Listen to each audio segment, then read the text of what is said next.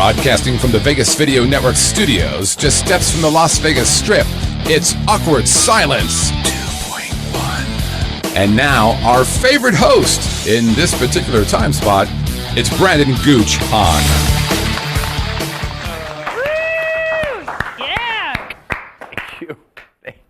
Hello, I'm Brandon Gooch Hahn, and welcome to yet another thrilling edition of Awkward Silence 2.1 right here on the VegasVideoNetwork.com.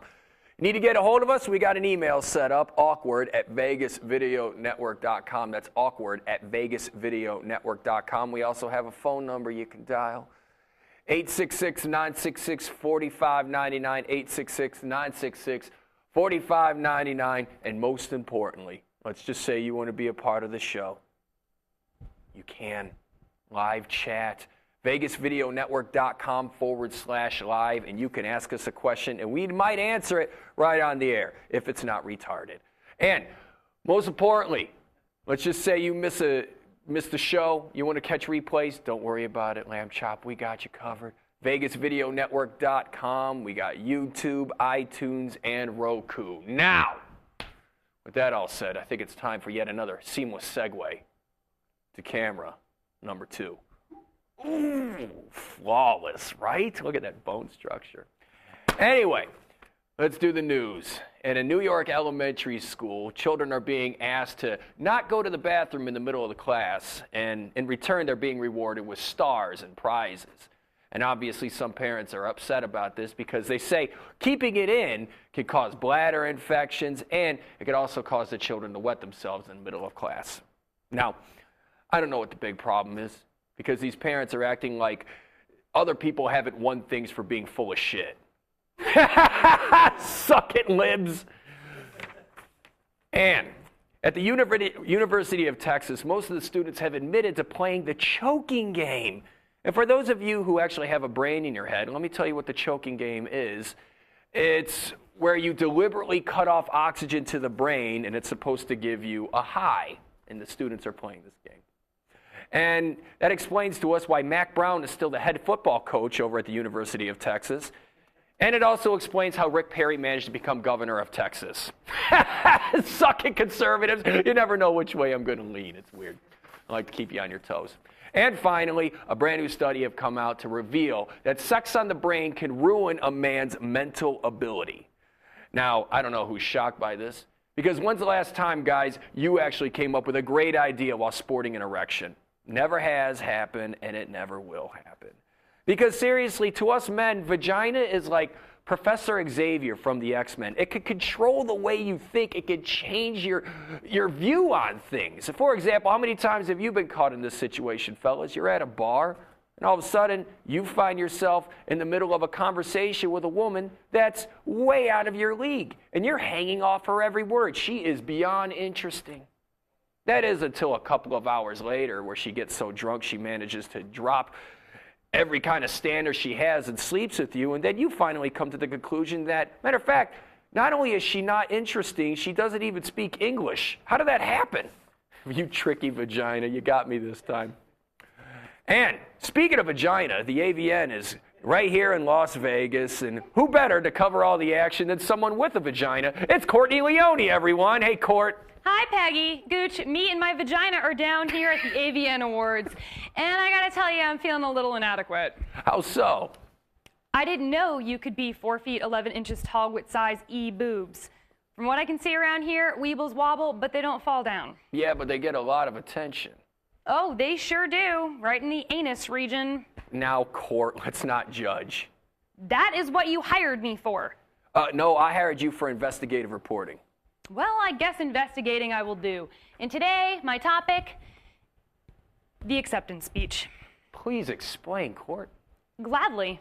These girls will win the prestigious award for double penetration in a film, and they actually thank their parents. They must be so proud. When you go back in time, though, it does make sense. If it wasn't for her parents, she probably never would have gotten that male babysitter and his magical tickle fingers. I mean, that girl was a child star at a very young age and didn't even know it. He still has the films in his basement to prove it. Wow. TMI. You're right, Gooch. That is too much intercourse. That's not what it stands for, Court. What it stands for now. If they're not thanking their parents, these girls are thanking God. Like he's up there in his like magical cloud house or something, looking down out his living room window and going, sorry, Africa, can't help you with AIDS today. I got to make sure Electro Blue wins Starlet of the Year. Courtney Leone, everyone. Kids, stay in school or you might be receiving a nice salty shot to the eye on film. Full of class. We'll be back with our headliner in just a little bit, but for now, a station ID. Traditional media believes that after about 3 minutes, you'll tune out. Most Vegas media companies think if it doesn't jiggle, you won't tune in. At the Vegas Video Network, we think both are wrong. The Vegas Video Network is the first and only live online broadcast network that specializes in insider news and expert views about Vegas. We combine great storytelling with the ability to watch when and where you want on your computer, mobile device, or television. Discover the real Las Vegas. Visit VegasVideoNetwork.com.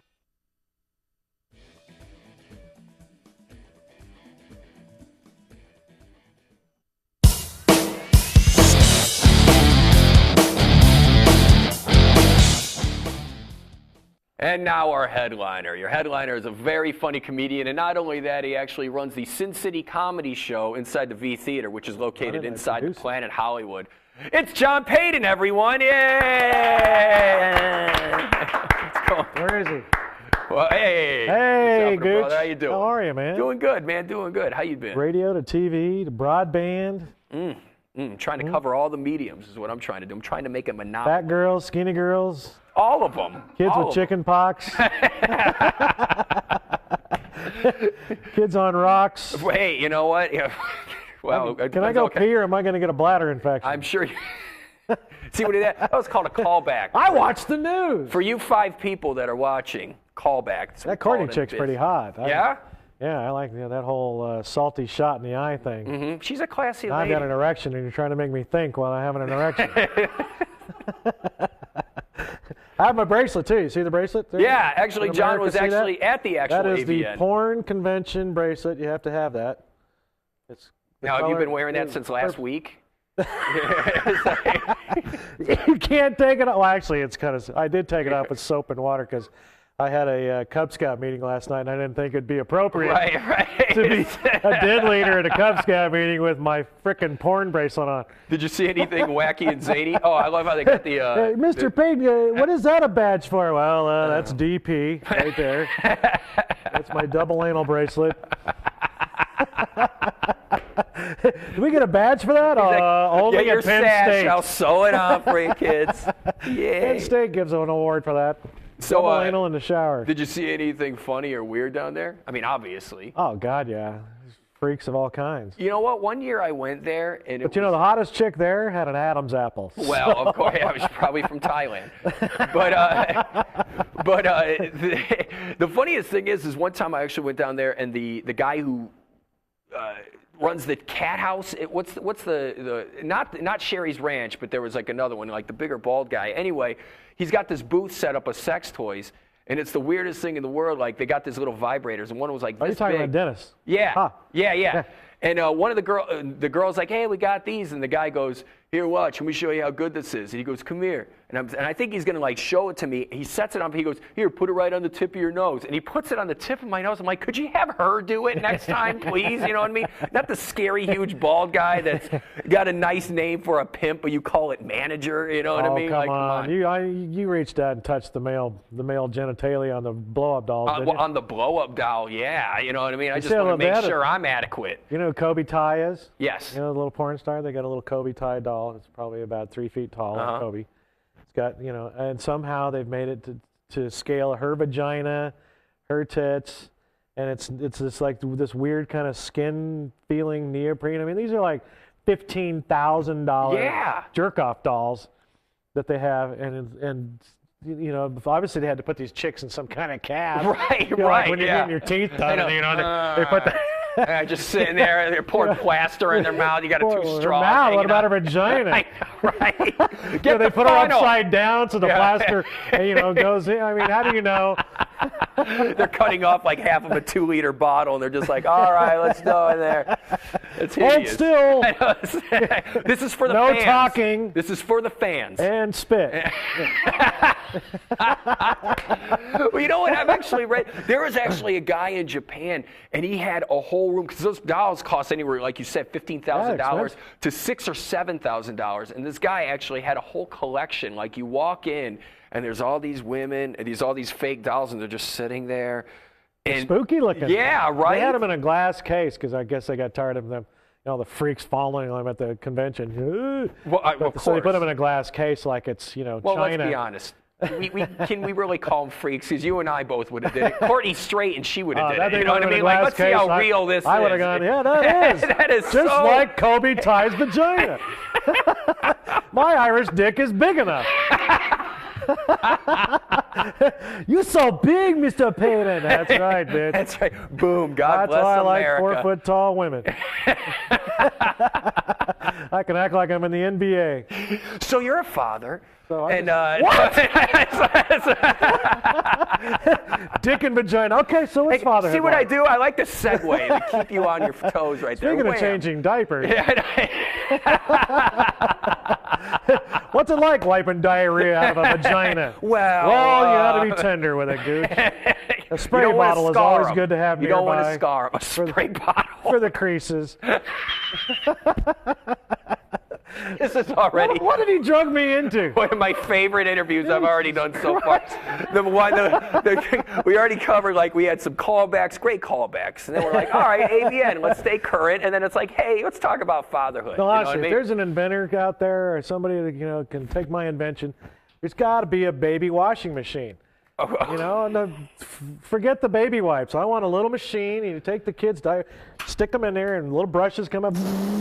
Right. Rinses itself out, and you pull the kid out. Wax them, kid's the whole sparkling thing. clean. Like some Jetsons shit. I know. Please, let's do this. Not sitting there gagging with a baby wipe, going, trying to hold the baby wipe, hold the kid still. One time I had my daughter, my oldest daughter was about a year old. She hadn't shit in about 4 days. Mm-hmm. Now they're on this subject. Right, yeah. And I'm on I'm on a Southwest Airlines flight full of business people going back to San Diego from like Albuquerque or Denver or somewhere. And this little baby and my dumbass. No wife with me, just me. A man with a fucking baby on a plane. Right. Very suspect. And so that 3 or 4 days of constipation comes out right there on the plane. Uh-huh. I mean, shit coming out from everywhere. Right. Take her in the bathroom. I come out with a basketball of wipes and diaper and shit. The whole plane smells like shit. Stewardesses. Sorry about that. Right, Gooch. I'm a flight attendant, cocksucker. Yeah. Awkward in Vegas at videonetwork.com, right there. And everybody's gagging on the plane, and I handed the stewardess is actually waiting with a bag, like it's Halloween. Like, hey, give me the guy. I mean, even the pilots are calling in. Right, yeah. On this yeah, we're gonna have to land in Albuquerque. Where were you supposed to go? New York, but I can't take it. And the kid's crying, and the stewardess takes the kid away from me.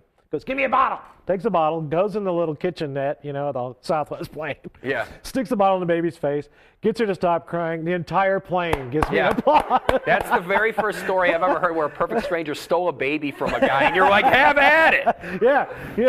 I don't know what the hell to do. Okay, you're a person with a vagina. Get to work on this child. You know how to get Vagina means understanding. Yeah, Gooch. Exactly. You know how to get into the creases. I understand that. So spray bottle. So now let's talk about the whole running a comedy club. As a comic, how difficult is that? Like sometimes, because I know sometimes you see. Because look, the one thing I'll tell you about John Padon, there's some comics out there that will humor you and say, "Oh, good job, buddy. Good job." John Padon is not that guy. If you do bad, he'll let you know. He's been kind enough to point that out to me a number of times where I was about this close from pulling a David Carradine. I'm like, it's not working. Well, what kills me is when comics are deaf.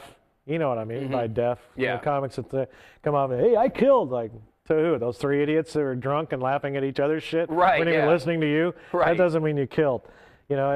But what I did, because with Sin City Comedy, when I put it together, I didn't want 3 guys in front of a brick wall.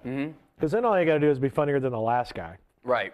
And I put, as you know, burlesque dancers in between the comics. Because I did I did titty shows here for, I don't know, 12 years. And every time they had a titty show in Vegas, I'd get paid and he can follow tits. And people don't realize how hard it is to follow tits. Oh, yeah. I mean, you got 40 minutes, 35 to 40 minutes before you go into that show. And it's nothing but chicks, in a different scenario stripping. And then, hey, and here's John Payton. And you come out and guys are zipping it up going, oh, what the hell's this asshole doing here? I was right about to come, this prick is cock blocking me. Hey, you want to hear some jokes? And they're like, fuck no. I know. What's up with ladies, right, guys? Some guy slips you $1. Hey, go put that. John's like, all right, Christ. So, you literally have to have a Gatling gun of dick jokes. Just, yeah. I mean, just your segues are punchlines. And so when I went from, I call that lifting weights, in comedy, back to a comedy club, and you go back to a comedy club, and it's, with a segue, and then to define the segue, right, and then finally get to a punchline that's a sentence long. I'm sitting in the back just cringing, going, "Get to the fucking jokes, will you? You're killing me." So I cut the comics' time down, so they take the fat out of the act and have to stretch it to do 45 minutes or an hour like they're used to having to do in a road room, and put these strippers in between them. Now, if you don't come out and bring it, Jim, that stripper's going to run your ass over. They're going to be going, bring back the tits. You suck. Right. And the sad thing is, some of my best friends, because I've been doing comedy for 20 years, some of my best friends I thought were really strong comics got run over by these chicks. And they're coming on, they're eating it for 3 or 4 nights straight, and I'm going, you cannot just go up there and ignore the traffic accident that just happened. Right, exactly. You've got to play off that carnage, or they're going to go, who the fuck are you? Seriously, you're not going to call attention to that thing that just happened in front of you? Right. And they would just go right into their monotone, preset set, monology that's, like putting on a record, and every joke's the same, and it's all monotone. It's like, you can't do that shit. Basically, you're just saying, like, you definitely have to call attention. Like, we were talking with Kathleen Dunbar, who plays the room a lot. Yeah. She says, like, I have to go out and make, I have to say something about the beautiful woman. Her opening line will be a big hand for the opener, a big hand for the middle, and for that skinny bitch. Yeah. Dory, and that is completely tells them her personality and and her comedy. And sets the stage immediately that I'm here and this is my stage now. Right. And you really have to be a strong enough willed comic in a room that has a lot of shit. And I learned that in titty shows. I mean, if you don't just come out there and own that stage in 30 seconds, you're dead. Right. It's over. Have you had any disasters take place like at the show? Like, yeah. Yeah, like where they're like, has anybody actually yelled out, "Bring back the girl"? Oh yeah. Oh, dude. I couldn't imagine that. And as a comic, because look, we've all had people say negative things to us, but it's like, when it's like, bring back the beautiful woman, you don't want to like embarrass her. Hey, she did her job good. Well, I did 12 years of titty shows in this town, being a comic in the middle, and if I got $1 for every time some asshole said, "Show me your tits," I'd be rich. Right. Because that heckle always comes. But I think in this situation, people are coming to a comedy club, and then all of a sudden a stripper's on stage, and they're going, and they're kind of taken aback, like, is that supposed to be happening in a comedy club? Right. And occasionally my strippers will screw up and a tit will fall out, And so, oh boy, what a giant mistake. Yeah, but when you got, don't let that happen. When you got Joe and Myrtle from frickin' Omaha, Nebraska, well, sitting Joe's there, loving it. I don't know about Joe's Myrtle. Happy and Myrtle's going, God damn it, Joe. Joe's just happy he doesn't have to stare at a tit that's close to the ground. What's next? The porn convention? Exactly. Just happy to stare at a tit that's not dragging on the sidewalk. All right, cool, perky. Of course, the other problem with becoming a producer after being a comedian as long as I have and all the friends I have in comedy is my fucking phone ringing constantly from 8 a.m. to 4 a.m. Hey, bro, work. I need some work. Yeah, well, and that's why, our buddy Kevin Kearney, who's my partner who booked Catch Rising Star comedy clubs for 20 years, he's used to that shit.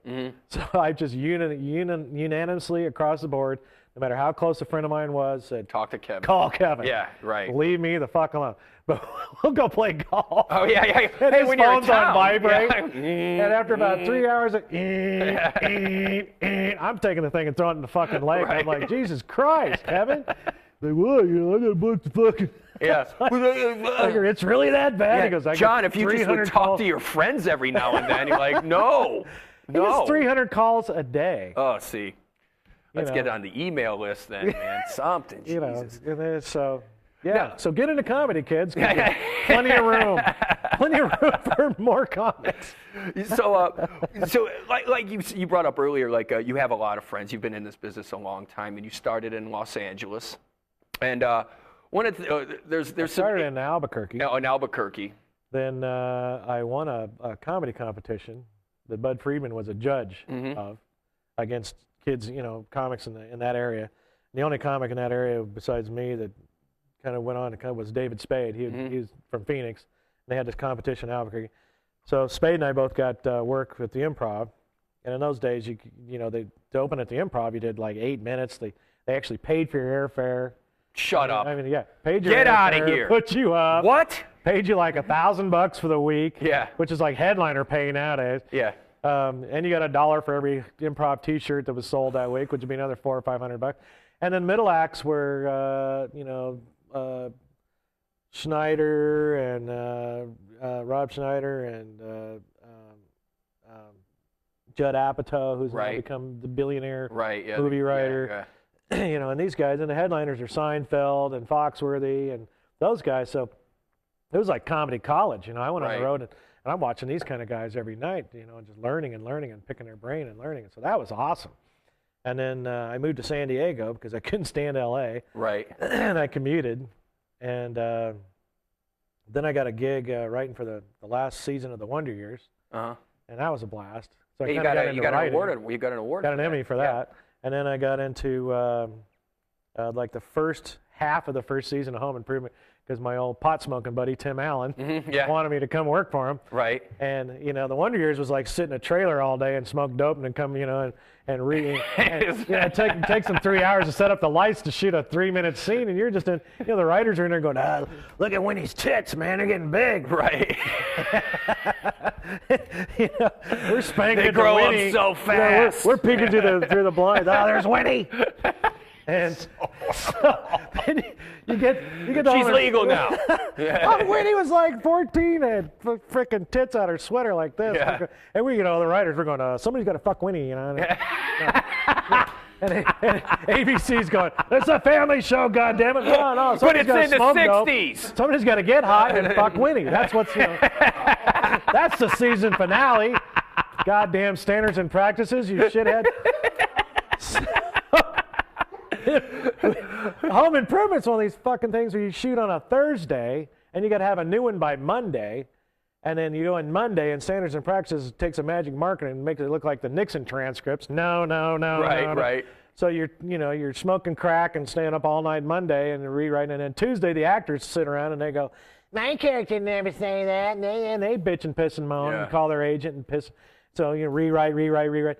And Wednesday, they finally have to take the thing and go memorize it Wednesday night for the Thursday shoot. And that's when you just get off the White Cross and the coffee and crash for 20 hours and should go to the taping and get drunk at the after party and then wake up Friday and have to have another one by Monday. Right. I lasted about 3 months of that shit. And I went, Tim, buddy, I'm going back on the road. Right. And smoking dope and fucking waitresses and playing golf every day and telling the same dick jokes every night.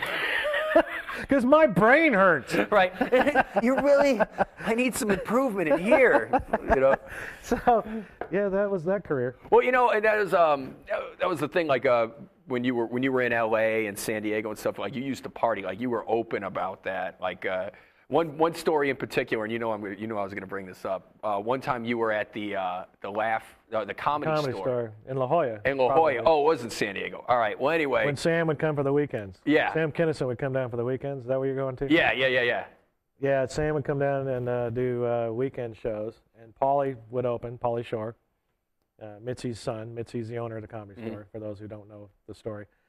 And Mitzi's kind of this eccentric millionaire bag lady. Mitzi would show up. She'd have purple pants, a green sweater, and a red purse, and black shoes. Hey, you fuckers! And she's just a weird woman. And there were comics that would sleep with Mitzi's old ass just to get free rent in the house she had up in Hollywood Hills. Right, hey. And so Kinison would come down on the weekends, and our buddy Carl LeBeau, who we both love.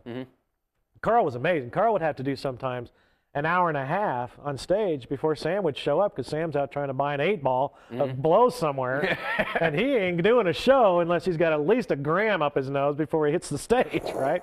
So we'd be going like this to Carl, stretch, stretch, and Carl would keep going and going. And Carl was so strong, and still is amazingly strong, that the crowd didn't even notice that Sam, they paid tickets to see Sam Kinison, but this guy's so fucking funny, they don't even care. Right. Sam would finally show up, go in the dressing room, do the Scarface, pull a pile of coke on the ground on the table and snort it, and 2 bouncers would take him to the stage. He had a gun in his pocket, and he'd be on stage, and people would be heckling him, and he's wired on blow, and we're like, oh man, don't heckle him. Right. He'll shoot your ass. Right. And then afterwards, he would throw Paulie out, lock the door, and Paulie would be out there, Sam, my mom owns the place. Fuck you, Paulie, we're doing drugs. Go away. Hey, beat it, kid. Now get out of here. So we'd be in there, and we'd close up, and we'd bring out the booze, and Sam would bring out the blow, and he would take 8x10s off the wall of people he didn't like. Yak off, Smirnoff, you hack, motherfucker! He go, Bob Gag Goldthing, where'd you learn to scream, you fucking hack? And then he'd give me $100 to sweep the shit up. I mean, $50 grab a broom for a friend. I got $50 to be the door guy, and $100 to clean up Sam's mess, and then all the blow I could snort. Right. And we'd sit in there and drink all night, and then we'd leave at dawn and go to Denny's for breakfast. Right. Oh, man. Which was always fun, watching people try to approach Sam when he's been up all night. Yeah. Hey, can I have your autograph? Fuck off! I'm trying to eat my eggs! But my kid's a fan. Turn fucking off, I can get it! These people. He's not a nice man. You really should, he was a sweetheart. I mean, that's the wrong thing to say. Right. Hey, well, come on. You've been up all night doing blow. This is in the 80s. I mean, that was. This is the 80s, which makes it politically correct to do blow. You kids, remember, in the 80s, it was vitamin C. Yeah. Today, it's crack from a street corner. Kids, if you want to do drugs, invest in a time machine and go back to 1985. And get the clean shit.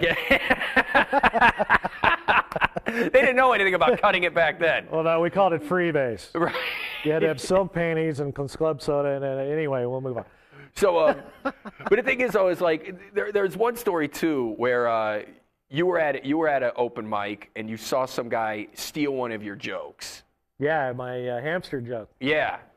I used to do a joke about workout equipment. Uh-huh. And I would say, you got this and you got that and you got this. What's next? It's a big wheel in the den, and I would act like a hamster and go, honey, turn this thing up. And I got a water bottle on the wall. I do this cute little hamster thing. Well, some guy who's an accountant and doing open mic night at the Comedy Store on Tuesday nights goes up and bastardizes it and calls it the ball with a hamster in it and does the whole physical punchline and everything. So, in my Scotch haze or whatever back then, when I was young and was thinking with an erection, right? I picked up one of the chairs and threw it over the audience and took him out. And the chair just kind of went, fuck! And it broke his nose and knocked him out, because you can't see a chair coming with the lights in it. Right. And I was banned from the Comedy Store for a month. Hey, you son of a bitch, you gotta kill them. He fucking hacked for me. I'll fucking kill him. Okay, well, you get a month off. Don't come around for a month. That's the big punishment. Not calling the police for assault. No Comedy Store for you. Go up the street to the Improv for that asshole Bud Friedman. John, welcome to the Improv. Good set. Now out of the holes. One question I do have, though, is everybody that knows that story, all your friends that come in through, like, when you do, like I said, like John's very upfront and honest about to people when it comes to their sets. Like, when you try and say, hey, look, maybe you don't want to do that. Or like, oh, yeah, the guy who threw a chair at someone's face is telling me what to do. You know what I mean? Yeah, I know. But nowadays, I'm amazed that 22 years later that nobody's ever been shot or stabbed as a comedian at a comedy club. Oh, I mean, because the things that, I've been rushed. I had a huge Eskimo lady one time rush the stage. I mean, I swear to God, it was the guy was like, whoa! Well, that's funny. Yeah, it was. And I'm like, an Eskimo? Really? You're an Eskimo? I had a religious lady in Tulsa, Oklahoma, rush the stage, screaming, blasphemer! I was picking on Oral Roberts University, which was down the street, and I was very offended by the fact that the Oral Roberts University symbol is Da Vinci's symbol of man with his face on it. So I'm doing 10 minutes on this asshole, and I'm drunk, on a Friday night in Tulsa, Oklahoma, which, is a prerequisite to doing comedy in Tulsa, Oklahoma. Right, exactly. No reason to be so. All of a sudden, 400 people, I hear, blasphemer, and this woman's coming at me. And I'm thinking, man, when she gets on the stage, am I going to have to beat her ass in front of 400 people and then get drawn and quartered and killed by these frickin' rednecks? What am I going to... So, in a split second, I just decided I'm going to take this wireless microphone and throw a fastball into her chest. Just to hopefully slow her down, maybe. I don't know. So I just go, whack! And you could hear in the sound system, and she kind of fell back, and I ran off the stage. God. And the manager was Sam Kinnison's best friend growing up. His name was Ted. And Ted was this big fat guy, he's sitting there chain smoking. And Ted goes, where are you going, John? I go, I'm going to the office and locking the door. You get that crazy bitch out of here. I'll go back on stage. He goes, get the bitch out of here. I just want to know how it sounded. Just thump. Oh my God, it was like whap! I mean, it had to be an 80-mile-an-hour fastball with a wireless Shure microphone right to the tip. Oh my God, thinking with an erection, and it goes back full circle right there. Well, John, I want to thank you for stopping by, brother. But real quick before you leave, we like to play a little game with the guests. We like to call it 3 Under 30. This is where I ask you 3 questions and you have to answer them in under 30 seconds. Oh, great. Can you swing this? A pop quiz? All right, pop quiz. Put on your thinking cap. All right, you ready? Uh-huh. Here we go. What was the name of the ship that the Pilgrims came to America on? The Pinto. Oh, no, it's the Mayflower. The Mayflower. All right, we'll give you that one. The Punta. Who assassinated Abraham Lincoln? His wife. Booth. John Wilkes Booth. John Wilkes Booth. All right, and then these are like serious questions. Yeah, I know, right? Now this is finish this song lyric. It's like Smarter Than a Fifth Grader. Kinda around there. I want to play on Smarter Than a Porn Star. I know I could win that. Yeah, of course. Well, you got the brace of the show. I met him yesterday. They can't even tie their Wait, memory. Shoes. And here we go. Last one. Finish this song lyric. Drove my Chevy to the levee, but the levee was dry. The good old boys were drinking. Macallan Scotch, my favorite. I'm sorry. Can we accept that? Can we accept that? No, it was actually they were whiskey sipping and rye. They were singing gin and juice, laid back with my mind on my money and my money on my mind. I'm sorry, so close, so close. Bullshit. So close. Whiskey. Don't fuck with a Scottish guy about alcohol. Well, John Padon, go check out the Sin City Who's Comedy. clean? I don't do blow. Yeah, right, exactly. It's been a long time. It's been a long 20 time. years. So go check out John Padon's Comedy Club, Sin City Comedy at the V Theater inside the Planet Hollywood. And Tits he and dick performs jokes, there a people. lot. What do you want? He performs there a lot. He's very funny, too, as you can see. John, thank you very much for Thanks, stopping by, Gooch. brother. Pretty much. Appreciate it, bro. We'll be back next Friday at 1 p.m. right here on the VegasVideoNetwork.com. Don't forget to catch the replay on VegasVideoNetwork.com, YouTube, iTunes, and Roku. My name is Brandon Gooch. We'll see you next week. Bye-bye.